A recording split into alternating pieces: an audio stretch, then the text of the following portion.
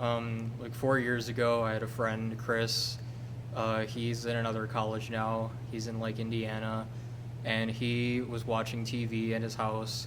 He was watching the top 10 hamburgers in the United States, and he gave me a text message saying that we should go to the nearest restaurant that was close to us, which was in Wisconsin, and we were living in Illinois at the time.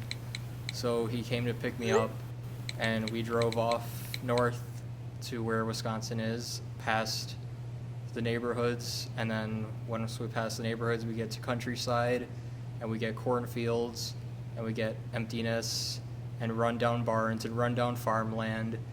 And then our GPS was working pretty good until about 5 or some hours later. It started to get dark. Started to get really, really dark. There were no clouds, there were no stars, I remember. It was a pretty black, navy, dark sky with, you could see the horizon. It's just a flat line. There are no trees. There's like cornfields, but then on the other side it was just grass and plains and nothing. And then the GPS tells us that our destination is on the right, and we looked right, and it was just grass.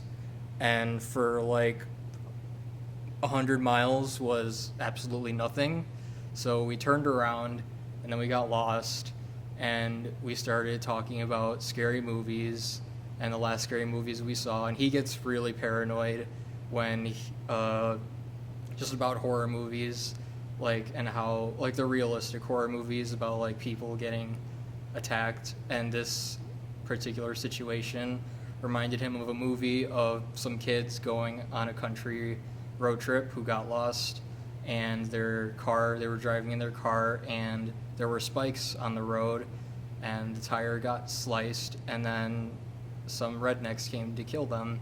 So he started to freak out a little bit, but I was just like, it's fine, it's just a movie, we'll figure it out eventually. We're not that far away from the highway. So we wandered the black emptiness of empty, rundown, roofless barns and farmlands, and then we made a few lucky guesses and then made it back to the highway, and then we just went south without actually knowing which directions to go besides south. So we made it to some town, and that town was pretty close to our hometown, which is Rockford. And so we just found a restaurant, the closest restaurant we saw, which was Buffalo Wild Wings.